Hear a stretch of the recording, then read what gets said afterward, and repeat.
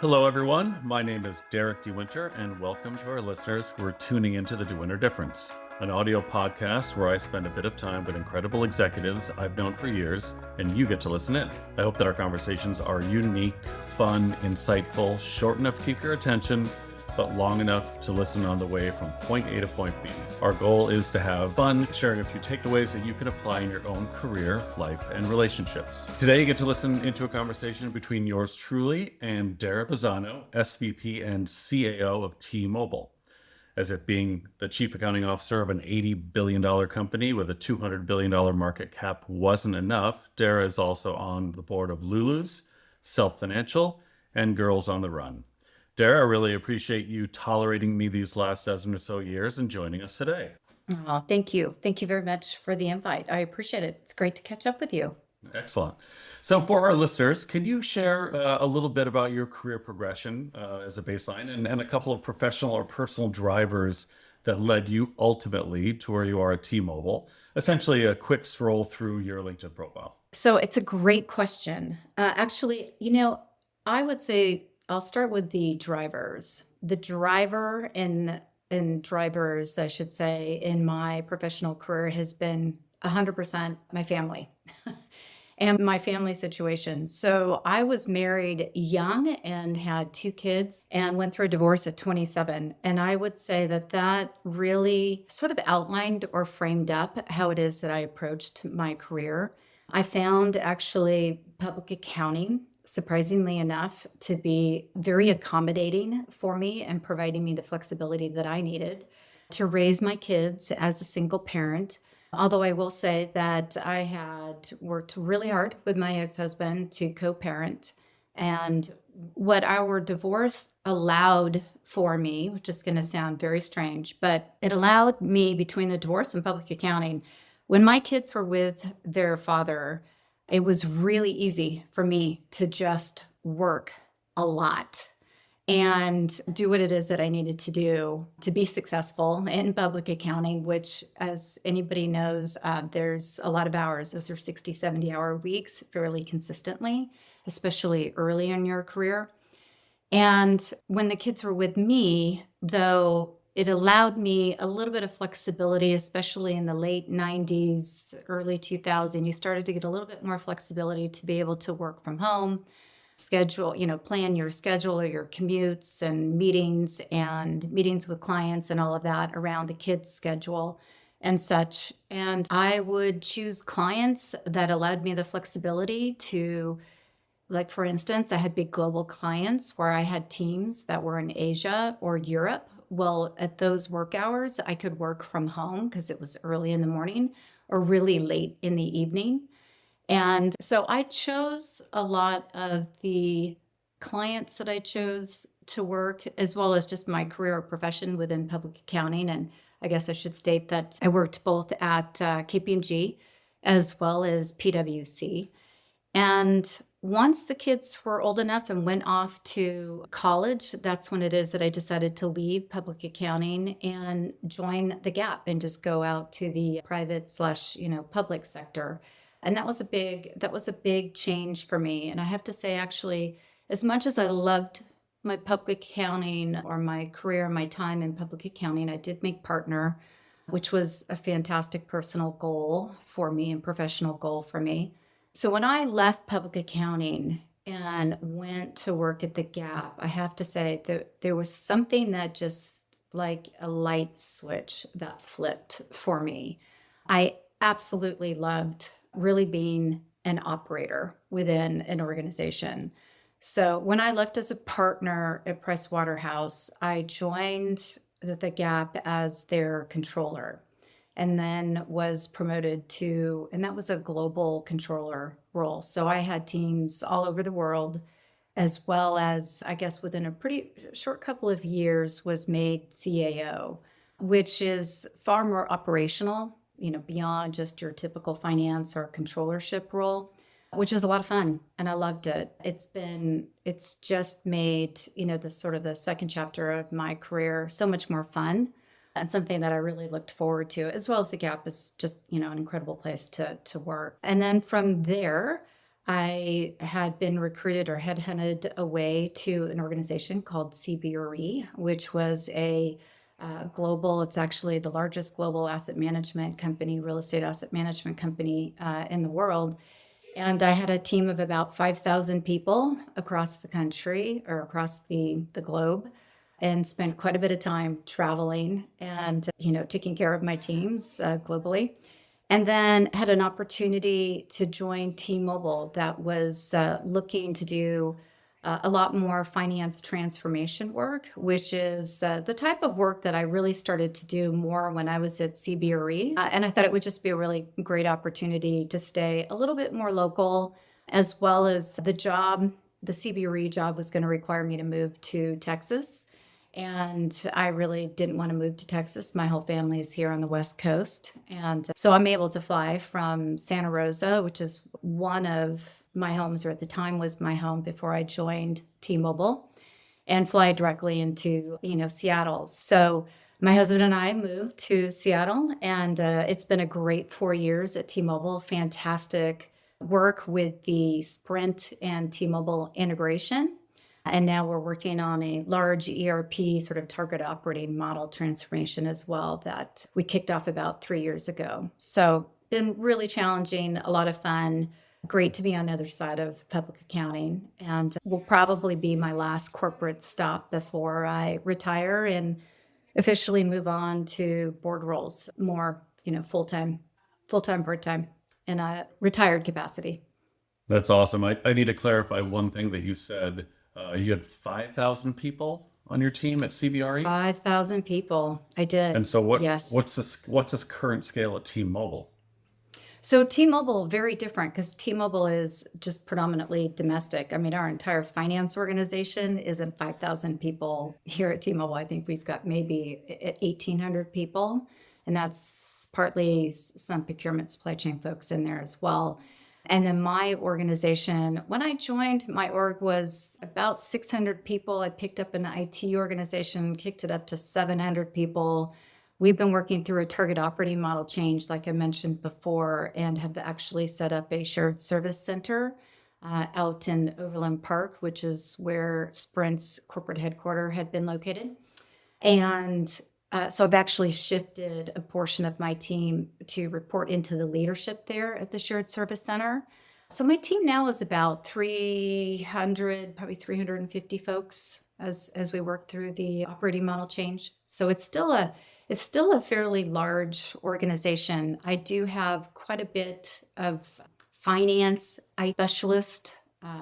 So it's a little bit different than your typical chief accounting officer, as people think of chief accounting officer roles, I think.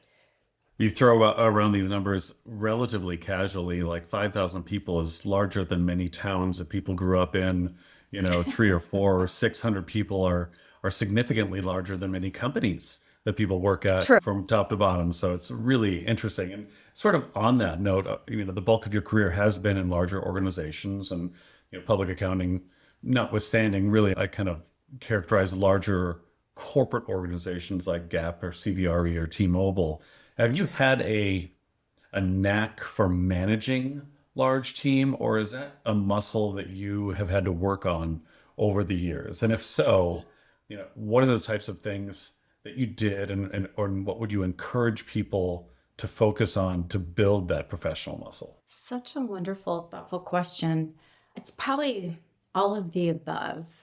Within public accounting, like I'd mentioned, I did have teams that I worked with across the globe.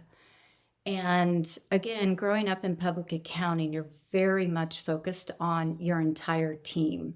You're part of a broader organization, but that teaming mentality is so strong and is something that I really thrived in. I really loved being a part of the team and ensuring that the team dynamics was high functioning.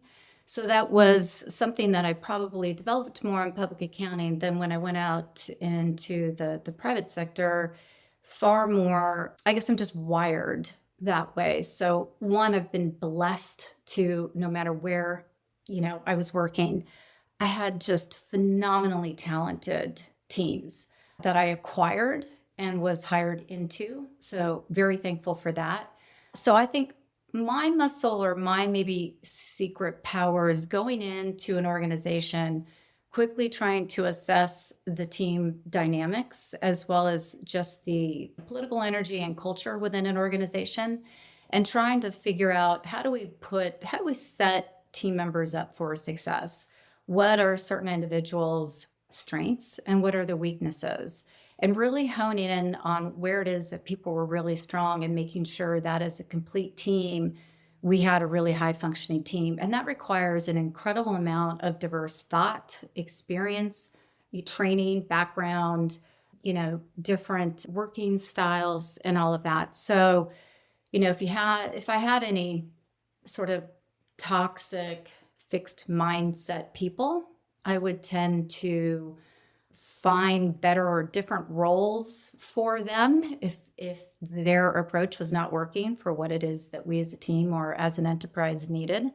And then just ensure that we really brought in, strong, capable people to help accentuate the existing teams. I would say a lot of my success is very much based on just the incredibly talented people that I have been able and been fortunate to work with over the years. You're probably not giving yourself near enough credit, but we'll leave it at that for sure. So, Thank you. I have been doing what I do for a long, long time, and which means I've met hundreds and thousands of people over the years, and it would be untrue to say that I remember everybody very well and remember all the different places where I would have run into people. But I do remember meeting you for the first time, so that really sticks out as one of the highlights of my professional career. Do you recall where that was? Well, I believe, but was it a restaurant there on the Embarcadero in San Francisco? I think, was it Perry's? Was Well that the restaurant? done. Very Okay, well done. excellent. There. Well, we We had a blast. We laughed so hard. We had a great time.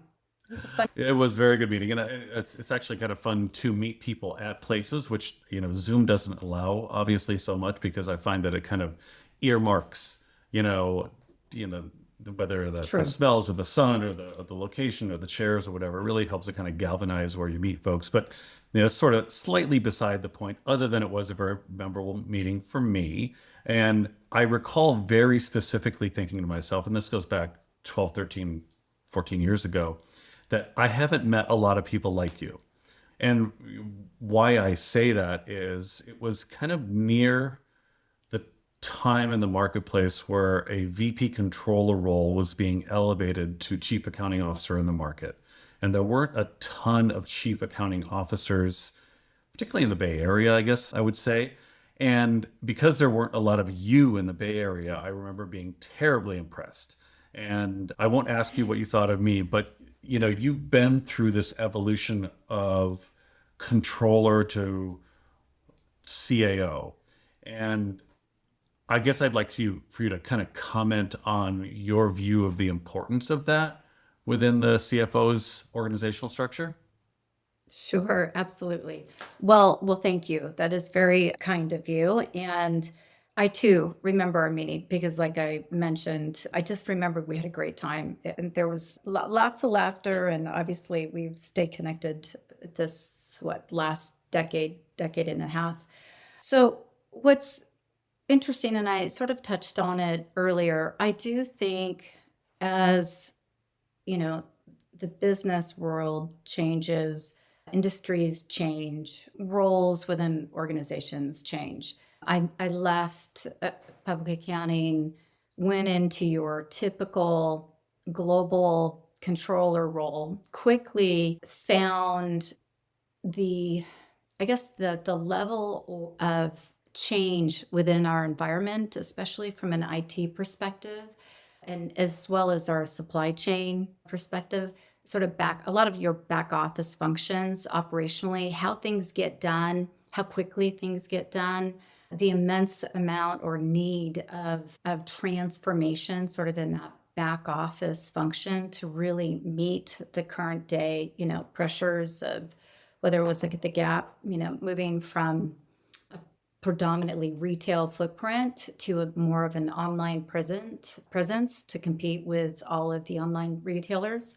I found the sort of the frenetic pace at which we had to transform back office to be incredibly compelling and exciting.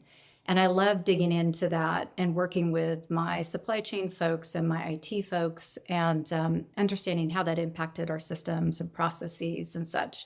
And so I found for myself, I am very focused on people and process and technologies to drive efficiencies and improvements. And that's where, I guess, like I said, sort of a light switch flipped for me. And I just really dug in and got engaged on things more operationally. And that's where I think CAOs today can really make a big difference. And actually, that's how it is. I got the CAO title. There was a new CFO that came on board at the Gap, and she said, "You really are operating far more at this operational CAO level. Here's a promotion." Which again, then was a great segue over into the CAO of CBRE, where, as you mentioned, 5,000 people, it's a lot of people. I actually had all of the regional CFOs reporting in to me, and then I reported into the global CFO. So in that role, I was deeply embedded in the finance aspects, the accounting aspects, but more importantly, really the operational aspects of sort of the back office comings and goings. And I think that most CAOs at this point are probably more focused on that to support the CFO. So as much as I'm engaged with, a lot of the investor relations piece and working with legal, working with all your business developers for merger acquisitions and such, you've got the technical aspects of how to account for things, but it's also really understanding, the I guess the way to think about it is the SOX control premise, Sarbanes-Oxley, really forced accountants to think more, process and engineering mindset, with IT thrown over the top when IT is changing, rapidly. And so you just have to think, differently and think along the lines as your IT brothers and sisters, and work with them to ensure that you are addressing any of the risks that this, IT transformation introduces into your financial reporting environment. And how do you mitigate that risk? And how do you ensure that you've got, the right folks focused on the right things? It's just changed a lot. Peeling some of that back, probably some sage advice to existing controllers out there is there's only so much muscle you can build in your accounting chops, that if you want to be elevated within an organization to a CAO or other, then that, being more involved in that intersectionality between IT and supply chain and transformation and the other parts of the business is how you climb to the next level, as opposed to just being a brilliant expert around SEC issues or the like. Absolutely. Well said. Yeah. Yes, Yeah. exactly. Well, thank you very much. So you and I are both no longer in our 20s and with a little bit more experience in life. I wonder what type of lessons you've learned along the way trying to manage your professional work health and your personal health. I know this is, an area of importance to you, and I'm sure you look at things very differently today versus yesterday. And I guess I'd love to get some perspective and some insight that you can share about being healthy in a demanding corporate environment, and things that you think about and things that you try to do both physically and mentally. Yes, such a great question, and super important for all of us corporate athletes, as I like to put it. If I were to, let me kind of phrase it this way, if I were to give any advice to my 20, 30-year-old self, I would say carve out time for sleep. And I know that sounds kind of crazy, but sleep is so important to every aspect of your day and your mental and physical well-being. And sleep is something that I started to really focus on probably about a decade ago. And my guess is it was driven by all of the global travel that I was doing and the fact that I was working really odd hours, early mornings, late evenings, dealing with global teams and such. And I just was hitting burnout very quickly. And I kept thinking, I love my job. I love my team. I love my work, but I am still just constantly burnt out. And, as I hit my 30s and 40s, I just didn't have the same level of energy that I did when I was younger. And I was trying to understand, what is it that I could be doing differently? So about a decade ago, really started getting into this trend that probably some of your listeners know, but it's called biohacking. And that is really where you just start taking more control of your environment around you to really help strengthen and sort of manage your physical and mental well-being better. And sleep was the first thing that I attacked. And it was incredibly important. And frankly, and I'll throw this out there, recognizing this may make some people uncomfortable, but as I, approached menopause and went through menopause, I was really amazed at what a difference if my sleep was under control, if my, hormone balance was under control, if my physical, I kept up with all the physical exercise and resistance training and all of that. I just feel so much better and I can tackle and handle anything and everything that life is throwing at me. And certainly a lot of my travel and somewhat frenetic hours at times was much more easy to manage. But I do really think that that's something that we lose track of, especially when we're younger. And so my advice to many folks out there is really getting a handle, do some research on what, sleep actually does for your body.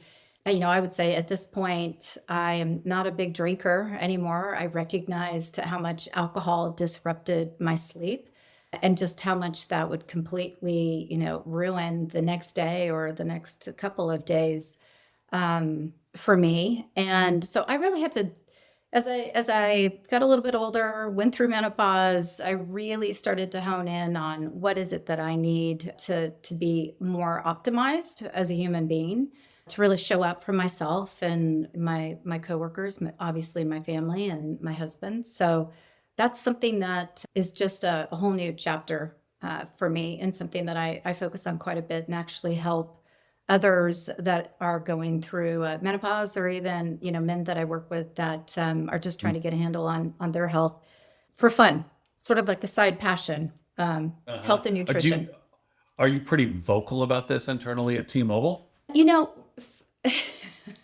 am I vote? Yeah, probably. I probably am. It's a matter of trying to balance not passing judgment on how people live their lives, because you never want to do that Hmm. and turn people off. But I do have people that will ask, hey, you look great, or you've got a ton of energy, or I don't know how you manage everything that you manage, and things like that. I did for Christmas give, all of my direct reports Peter Attia's Outlive book, because he's somebody that I think just has a real practical, pragmatic approach to, how to monitor and maintain, a healthy lifestyle. So yeah, people are pretty clear. I don't, people are drinking, I don't drink. So people Hmm. ask me questions around that, and I'll explain sort of my health journey and path that I'm on. So, but it's Yeah, really been life changing for me. I asked that question because I think it's much easier to be a vocal SVP talking about this stuff and making sure that people take you seriously, that it's a really important part of life, and how it leads to a better work product as well. It might be a lot more difficult if you're 28 and busy saying yes to meetings and yes to this and yes to that all the time. And I I don't know that I have, and this isn't, it's more of a statement than a question. Like I throw it out there, like that would be a challenging thing to navigate if it was something very important to you and work was potentially part of the way that was being compromised. So it's a really important conversation. And that's where I think people have to be incredibly thoughtful about where it is that they work and the companies that they join. What is that culture and what are those expectations? I will say I am really impressed by the younger generations. The folks that work for me, I encourage people to speak up and be very clear about what it is that they need and the balance that they need so that they can show up and be their best self at work as well as their best self at home. I was fortunate that I had people that believed in me within my career and really supported me to ensure that I was as balanced as I, could possibly be. Probably all of the stress and pressure that I felt when I was younger, a lot of that I put on myself. And typically, if I did reach out and sort of talk with folks and say, hey, I need X, Y, and Z to accommodate this, or can I have some, flexibility here, whatever. I don't believe anybody ever said no to me. Now, whether or not that held me back, there's a part of me that would have to ponder that question a little bit. I don't believe so. I made partner. Maybe I would have made partner a couple years younger if I hadn't had kids, but my goodness, I could never, I don't regret that trade-off at all. Mm-hmm.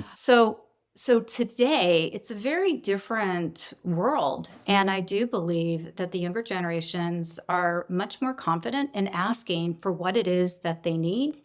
And they're not as worried about, they're just not as worried about how people will think about them or evaluate them, which is great. I think that's fantastic because then you can have a really good, transparent conversation and make sure that you've, got the right functioning team. I know I keep saying that, but it's incredibly important. Otherwise, you're just going to burn people out and people miss deadlines and make mistakes and things like that. I would just encourage folks to be very clear about what is incredibly important to them.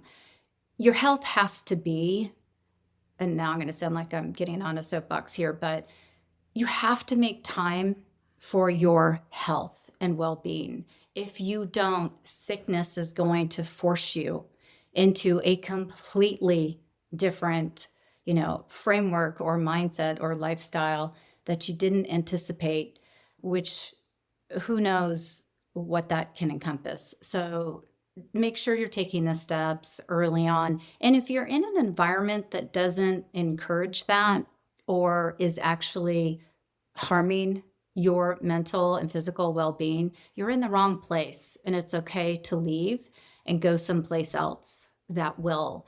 And I don't believe the generations today have any concern in walking away from an environment that doesn't support them. So I'm happy to see that shift.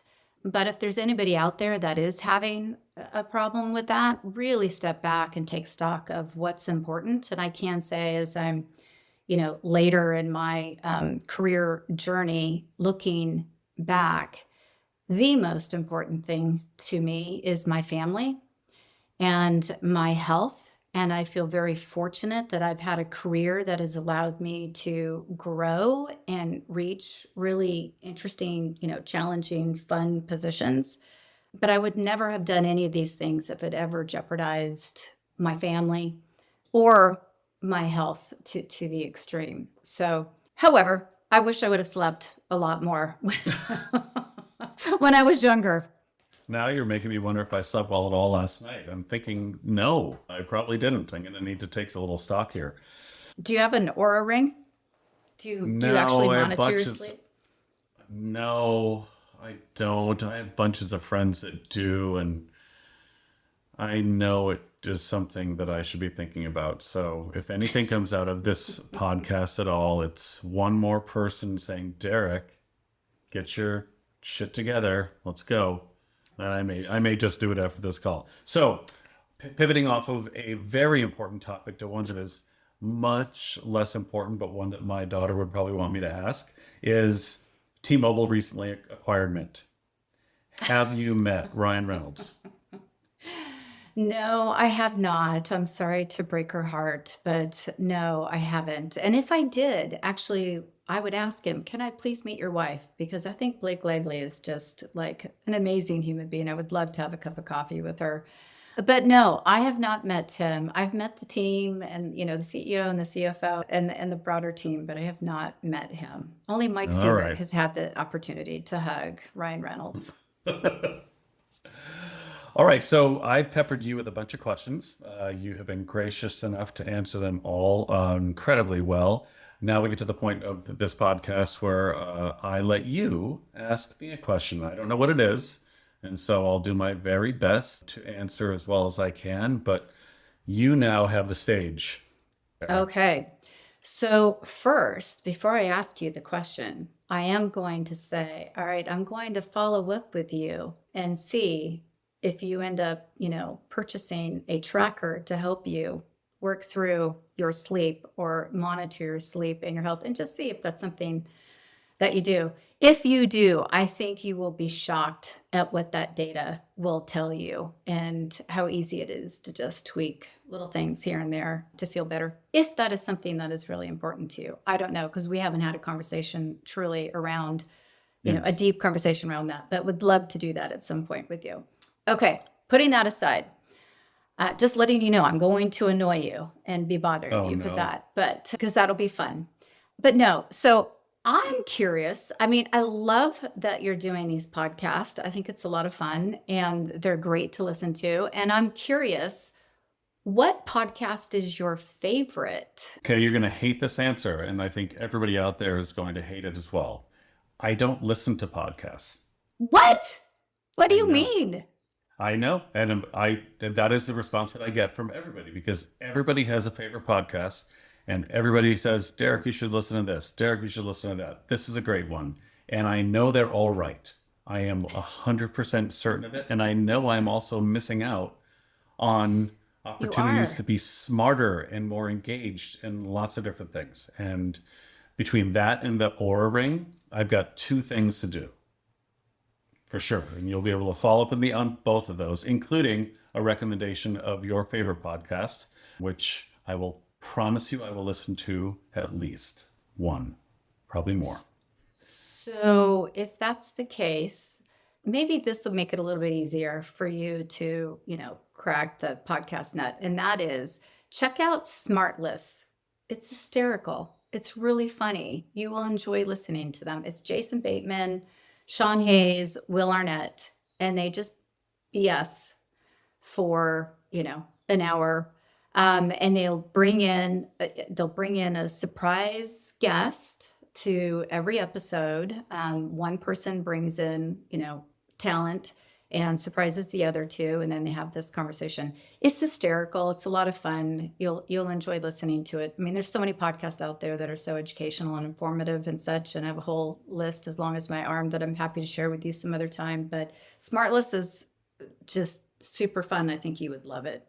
Knowing you, I think you'd have fun. I have listened to a crime junkie one that my daughter put me onto a couple different Sure. times on a couple road trips, which are very fun to listen to. But I haven't, I haven't made them a part of my daily, weekly intake of information. But I will pivot off of your question and answer the what was my favorite podcast that I've Yes. done, even though you didn't ask that question specifically.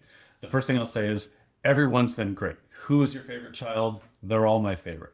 I don't love anybody more. However, I generally make reference to one that I did with Carrie Walsh.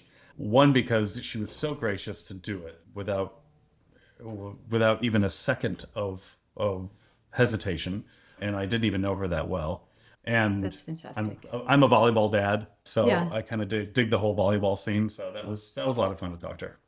That's excellent. Well, you did a great Yeah, job too, right? It thanks. does, it takes a lot to trust the person that's asking the questions and to share, your stories and such. So well done. Good job. Well, and you've talked about your teams being so important as part of your success. I think if you pick people who are interesting and awesome and at least as good, if not better than you are, then you're probably going to end up with a pretty good output. So I've been very Very good. fortunate and look forward to this one hitting the podcast world. And on that note, I get to set you free.